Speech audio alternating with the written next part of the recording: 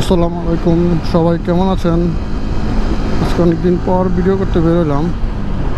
Actually মনটা ভালো না, আর কিছুই ভালো লাগতেছিল না, শরীরটাও ভালো ছিল না। তো আজকে বেরোলাম ভিডিও করতে। দেখি রাস্তায় তো কেমন গাড়ি আছে, কি দেখানো যায় চিন্তা ভাবনা করে দেন তারপরে বেরোলাম। তো সাথে থাকেন, দেখেন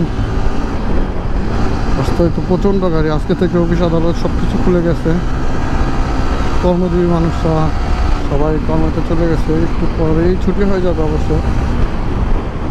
দেখা যাক।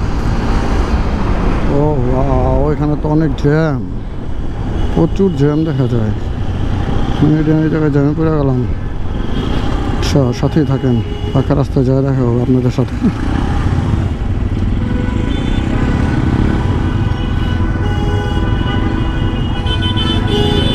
না, প্রচুর জ্যাম, বাসগুলোতে এমন রাস্তার মাঝখানে যাত্রী নামাইতেছে উঠাইতেছে। আমাদের বাঙালি কোনো দিনও ভালো হবে না।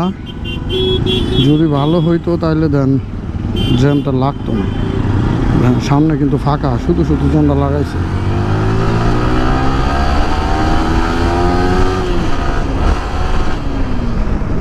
শুধু শুধু শুধু সামনে পুরো ফাঁকা।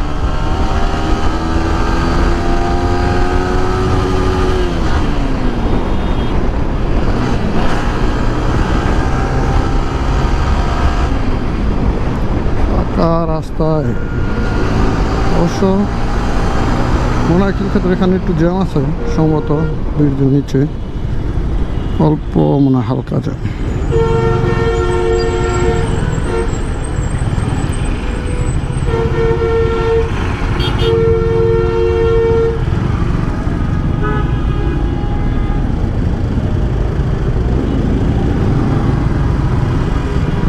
বড় বড় বাসগুলো, পরিবহনগুলো আর কি, ওরা বামে দাঁড়ায় যাত্রী নামাইতে পারে তা না, ওরা অনেক পারাপারি করে। কে কার আগে যাবে, কে কার আগে চলে যাবে, এগুলো আমাদের বাংলাদেশ থেকে কখনোই যাবে না।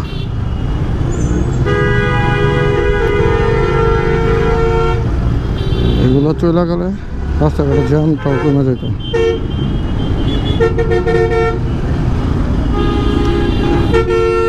চলা যাবে না, জ্যামও কমবে না।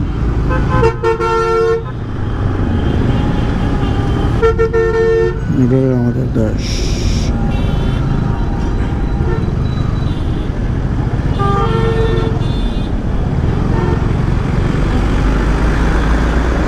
আল্লাহু আকবার।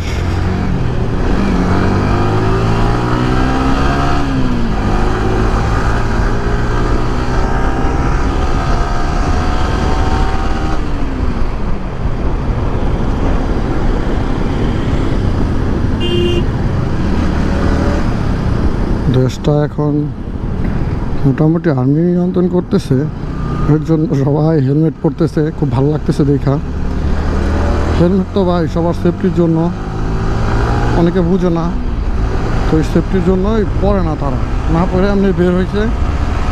সার্জেনও তো মামলা খাইছে, অনেক কিছু করছে, সার্জেন তো পারে না এই মামলা দিয়েও। দেন আর্মির ভয়ে সবাই এখন হেলমেট পরে। বাইকে হলার লাগানো বাইক তো বেরই হয় না।